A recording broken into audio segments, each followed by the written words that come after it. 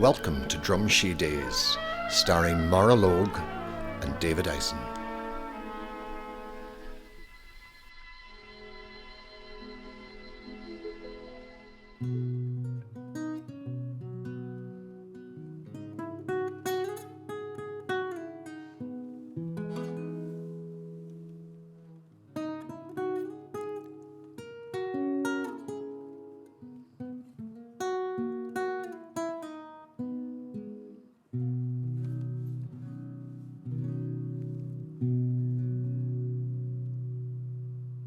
Nora Gallagher back with yous again for the last of our Drumshee Days series.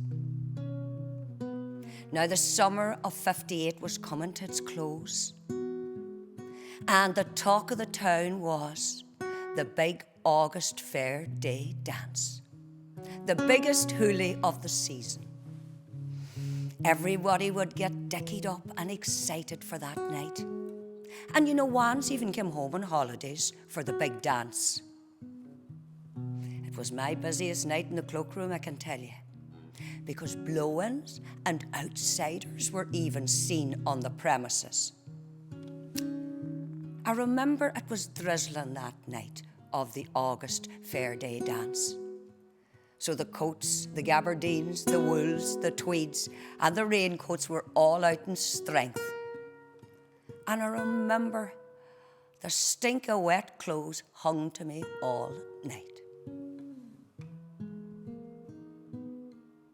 First in the dance hall was, of course, Maya Rua. And there she was, always first at the dance. But no Jimmy Rua the Red by her side. Now that Jimmy was doing the big line with half-deaf Mary T, he didn't go to the dances with Maya Rua anymore. But that was not going to let her break her unbroken record of being first at the dance every Saturday night. I remember watching her come in towards me in the cloakroom. Rattling away she was, jabbering away, talking to somebody. She must have forgotten that Jimmy Rua the Red wasn't by her side. I suppose old habits die hard. That's the truth.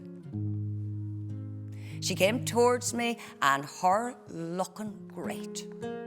The lipstick and the rouge had been applied with gusto, and she had a wee two-piece outfit on her that fitted her like a glove. She came towards me with a big cheery hello. And I remember I complimented her on her wee two-piece, and she was delighted.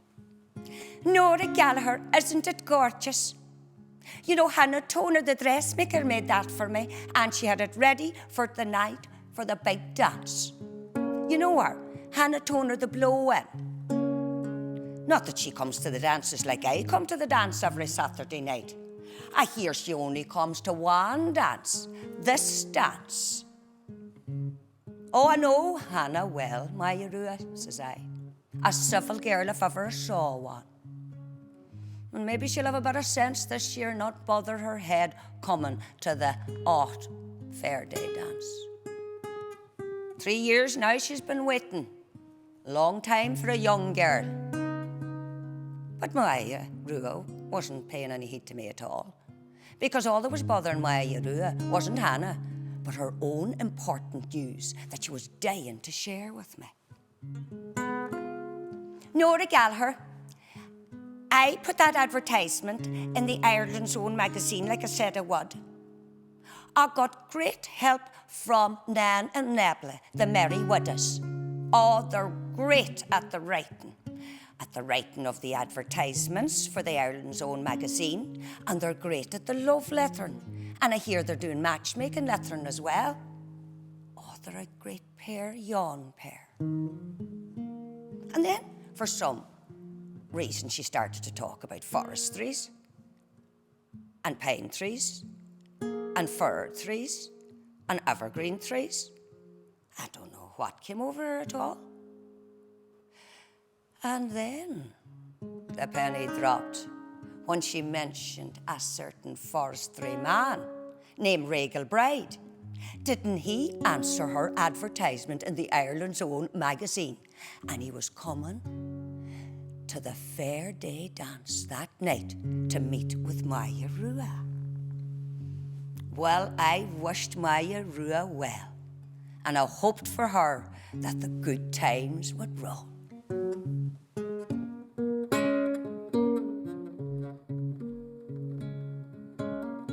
Come on, baby, let the good times roll.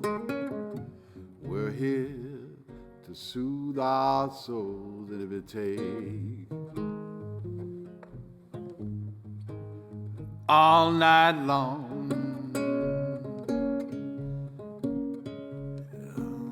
get in the groove and let the good times roll. We're gonna stay here till we soothe our souls, and if it takes all night long, all night long, all night long, all night long, all night long.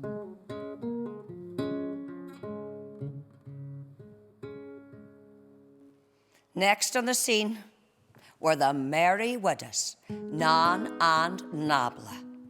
Oh, I dreaded them coming to me in the cloakroom, for they were always giving me a lecture. Now, I was prepared for them that night because I had dampened down me homemade rouge that I'd made with the Holy Irish Messenger magazine. To be honest with you, I wore far too much of it over the summer. One night when I was in the cloakroom, didn't I catch a look at myself in the mirror? Geez, I nearly frightened myself to death. The state of me. It was screaming red rouge. I was more clown than Hollywood glamour. I have to admit, much as I don't like to, but the merry widows were right when they said that rouge looked cheap. Oh, it certainly looked cheap, I can tell you that. Anyway, I watched them coming towards me. Oh, they were all dolled up to the nines like Maya Rua was as well.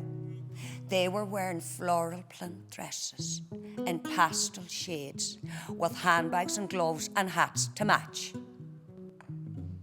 But this night, they were surrounded by a gaggle of women, walking with them, asking them questions, begging to speak to them.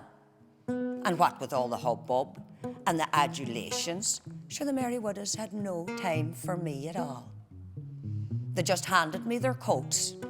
Oh, they watched me all right, as I hung them on hangers, not in hooks. And I hung them far away from Maya Johnny John's flea-ridden coat. I remembered. Then they turned, and with their gaggle of women, they headed on out to that dance floor. And the Strabane boys were warming up, I remember, and they were playing that song that those merry widows knew well. Well, I remember the day that we washed our time away, writing love letters in the sand,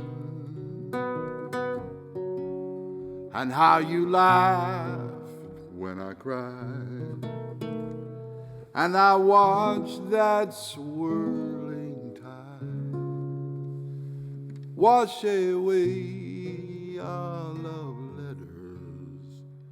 It washed away our love letters in the sand, in the sand.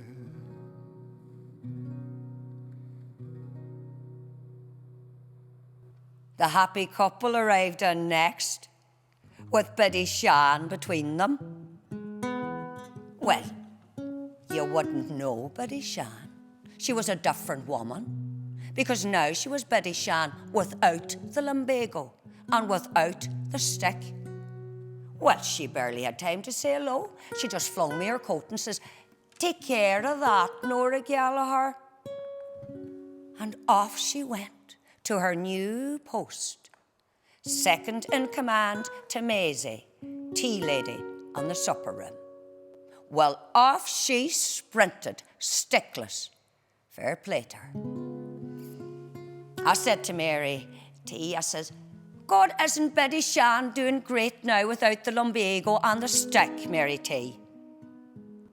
That pilgrimage trip to Knock last month did her the power of good. I rarely see the stick now. Aye, said Mary T. That and the fact that I wasn't there to do her beck and call and to lay and lift her.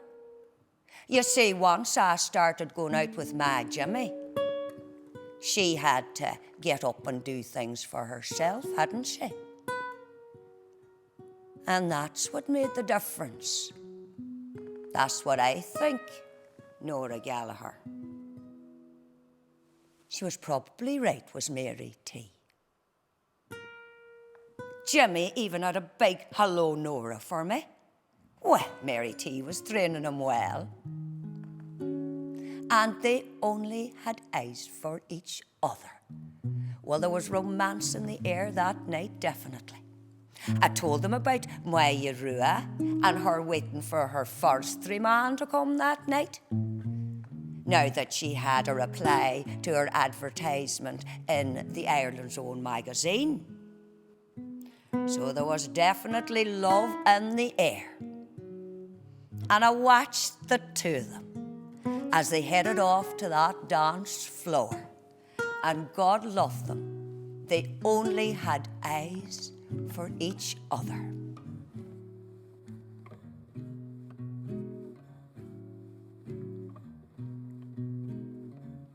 Yes, well, the stars come out at night.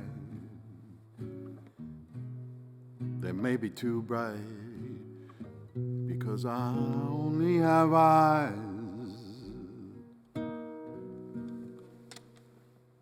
for you.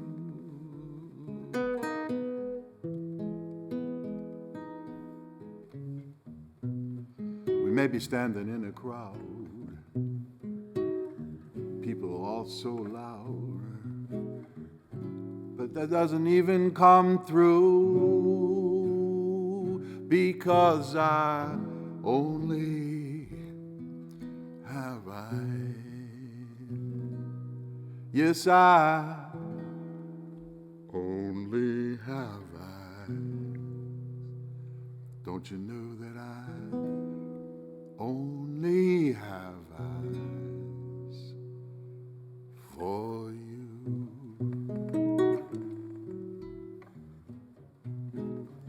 Only have eyes for you, baby. That's only true.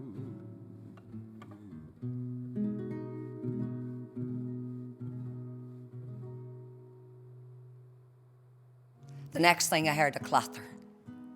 Oh, the battalion of the lads were appearing into the cloakroom. All business. And would you believe it, they were early at the dance. You see, they knew that there would be outsiders and blow-ins at the dance.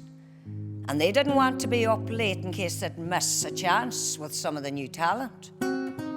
Now, it's not that they cut down their drinking time at Sean Seamus Shabeen.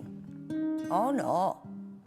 They just arrived an hour earlier to Sean Seamus Shabeen so that they'd have their supply of Guinness and Powers whiskey and make it to the dance on time. Well, they left me their coats and in they rushed into the toilet to sleek back the hair, to shine those shoes and have a few last nips of Powers. And then the squadron of them set it out onto that dance floor. No bother to them.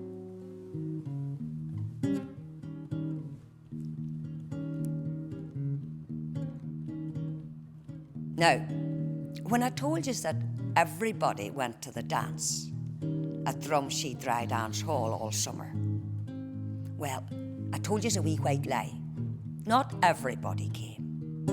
There was one girl that never came to any of the dances, even though she was the prettiest girl in the whole of Drumshee.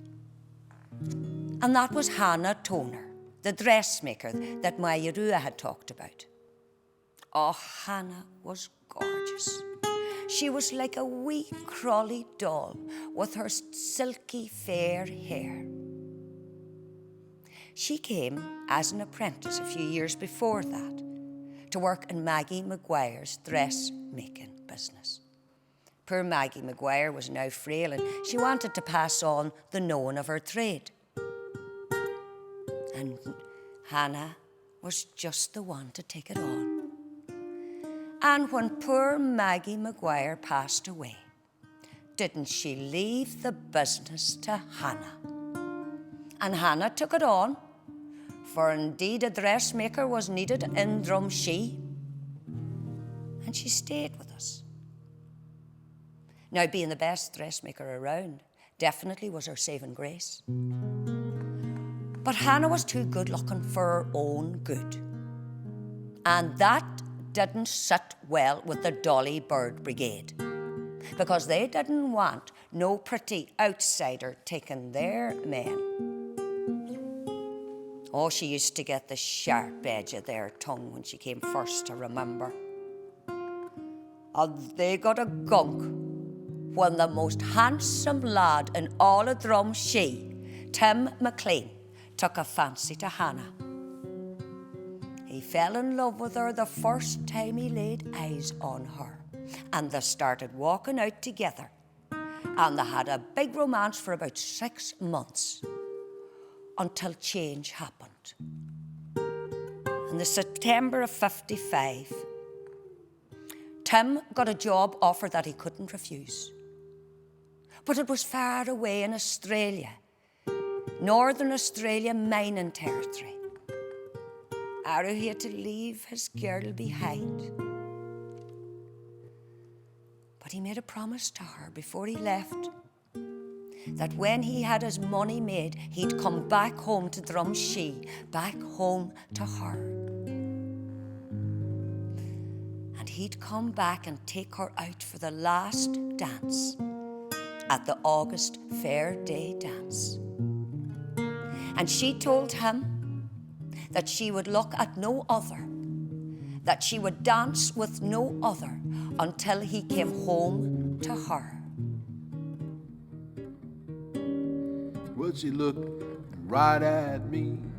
Her eye I could see. But before too long, you know, I fell in love with her. Yeah, well, I'll never dance with another. Oh, well, I saw her standing there. Yeah, when I saw her, when I saw her, when I saw her standing there.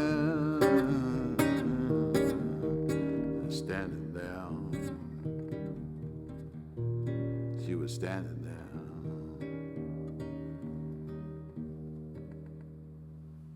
Everything had quietened down in the cloakroom.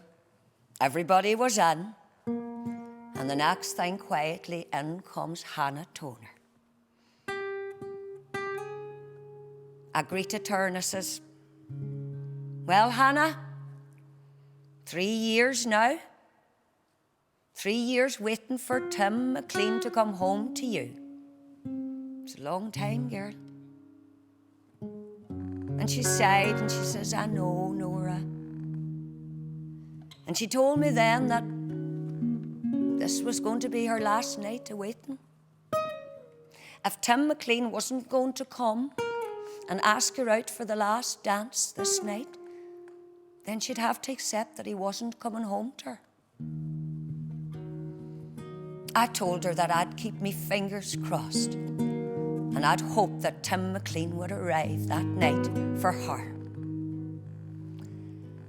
And I watched the wee cut of her heading on out to that dance floor. her walking towards her usual spot like a wee lonely wallflower. And the band, I remember, were playing a dreamy song, and it suited the mood. Whenever I want you, all I have to do is dream.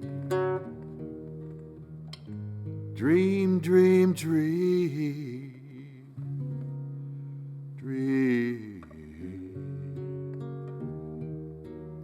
Dream, dream, dream.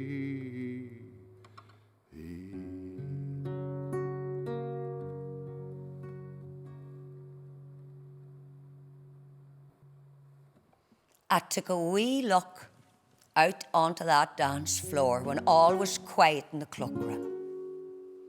Our Father Maloney was on the stage doing the announcements. Him and his announcements. He announced that Mr. Kern, the teacher, was going to start play acting classes in the autumn. And he'd be using the hall on a Wednesday night. And Father Maloney asked any of us that wanted to come and join the play actors. That a drama was going to be produced. And when the drama would be on in Drumshee Hall, the money collected would go to buying the new carpet for the vestry floor. He also said that there would be ceilidh dancing and sack dancing classes on a Monday night in Drumshee Dance Hall during the autumn. That it was time to get back to the ceilidh dancing and the set dancing. That this mad dancing, the jiving and the swinging and the twisting would not be tolerated anymore. And it had come to the attention of the Bishop in the Palace in Letterkenny, who was none too happy. He even sent a letter to the parish of Drumshee. And in the letter, he quoted Cardinal Logue's pastoral letter from 1924. And he said it still stands today. Then Father Maloney quoted Cardinal Logue's quote. It is a small commendation of Irish dances that they cannot be danced for long hours. They may not be the fashion in London or Paris, but they should be the fashion in Ireland. Irish dancers do not make degenerates. Wow, that was a bit of a shock. We loved the Strabane Boys Band. And we loved the jiving and the swinging and the dancing. Oh, we were none too happy with that news, I can tell you. Father Maloney quickly then got off the stage. He knew we weren't too happy. And the next dance was called. And the Strabane Boys Band, to spite Father Maloney, they upped the tempo and they set that dance hall on fire. Grab your coat and paint and powder. You act loud and I'll act louder. You sing proud and I'll be prouder. 'Cause tonight we're setting the woods on fire. Tonight we're setting the woods on fire. Tonight we're setting the woods on fire. Everybody went out, all the shebang. First on to that dance floor was Jimmy Rua and Mary T, ready to jive.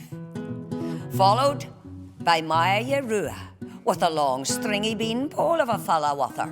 Gee, it must have been the forestry man, Regal Bride. I remember him when he came into the cloakroom earlier, wearing a gorgeous tweed coat. A civil man he seemed. She'd be doing right there to take a chance on him. The next thing, don't I see the merry widows heading out dancing with two gentlemen. According to Betty Shan from the supper room, these two men were cattle dealers from near the border. And they had come that night to engage the widow's services to make a match for the pair of them. But Lord knows, once they saw the merry widows, they decided they'd look no further. They had their matches there, and there the four of them were, out dancing, and those merry widowers never looked merrier.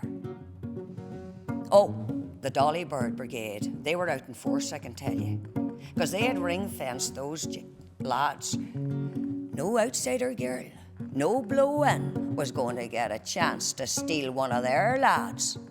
But I have to say, they made a bright colour on that dance floor. And the place was hopping, and everyone was dancing. Yeah, well, let's go to the hop. Let's go to the hop. Oh, baby, let's go to the hop. Oh, baby, let's go to the hop. You know, it's the greatest sensation, sweeping the nation. Let's go to the hop. Let's go to the hop. Let's go to the hop. Oh, aye. I thought to myself, better go back into the cloakroom. You never know. There might be some lovebirds wanting to leave early, and they'd need their coats for the long walk down that long lane. But there was no sign of Tim McLean. And the dance, it would be over soon. Lady's Choice had been called, I remember. You should have seen the Dolly Bird Brigade. Well, honestly, they nearly tramped over the blow-ins in their stampede to get to their lads. The next thing, me standing in the cloakroom, I see a tall gentleman come in. A handsome lad, wearing a very fancy coat. Sure, I knew him the minute I saw him. And I says to him, well, look what the cat dragged in. Tim McLean. You left here as a cub of 22 years. And look at you now. Back at 25 years and you a man. Well, I'm glad to see you, Tim. And I know someone who'll be gladder to see you. Here, throw me yon fancy coat there and get on out there to that dance floor, because the last dance is coming up. He gave me his coat, and I hung it right beside Hannah Toner's dainty wee coat. I couldn't resist. I sneaked out of the cloakroom to have a look, and I watched Tim McLean walk up that hall. Hannah Toner was looking up at the band. She didn't see him until he touched her hand. And she turned around, and when she saw him, she just jumped up and she threw her arms around him. She didn't care if Father Maloney saw her or not. And Tim takes his girl and he walks her onto that dance floor. And I remember everyone moved aside to let the happy couple through. And he looked up at the Strabane Boys band and he asked them to play a request for him and Hannah, their favourite song, The Green, Green Grass of Home. Down the road comes sweet Mary with hair of gold and lips like cherries. You know I long to taste the green, green grass of home. The green, green grass of home.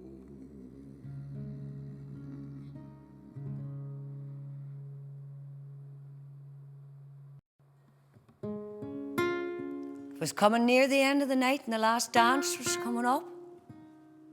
And everybody took to the floor as the Strabane boys changed that tempo. All out with smiles on their faces. Love was won that night. And I'll tell you this, bets were lost. Those who thought that Tim McLean weren't coming home, they lost their bets that night. For he kept his promise to his girl, and he arrived back for the last dance of the season at Drumshee Dry Dance Hall. I went back into the cloakroom to sort out the lovebirds that were heading off together. I remember my Yarua came in and she introduced me to her new man, Ray Gilbride. And with a wink, she says to me, "There's a lot of forestry men coming, and you never know, Nora Gallagher. I might be able to find one for you." The night had come to an end. The Strabane Boys Band finished up, and everybody got their coats and headed home. I suppose all I can say was, all's well that ends well. Something tells me I'm in for something good.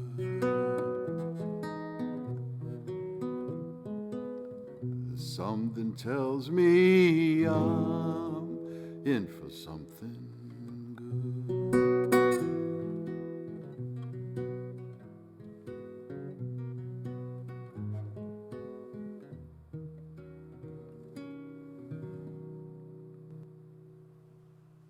I walked the long lane home myself that night, after I said goodbye to everyone. It was a summer of love, lost and won.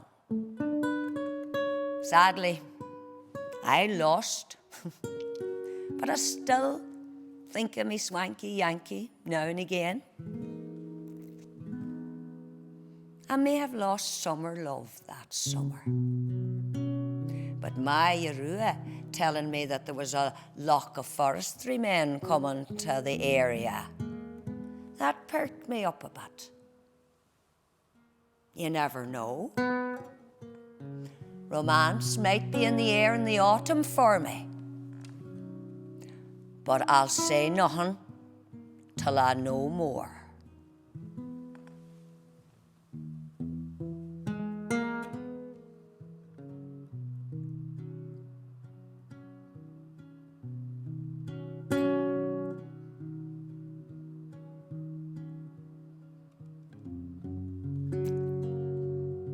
So I suppose it's time to say good night to all those dancers at Drumshee Dance Hall.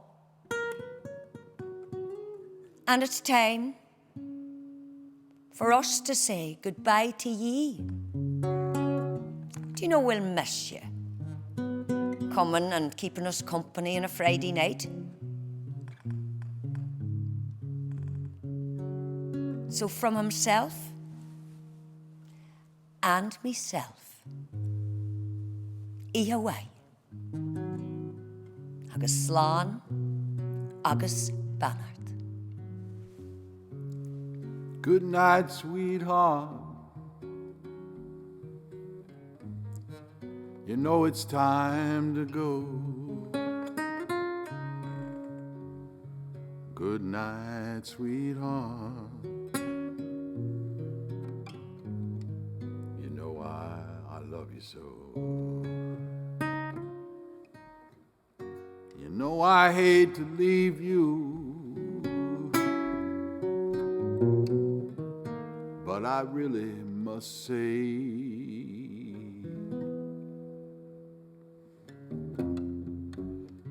good night, sweetheart.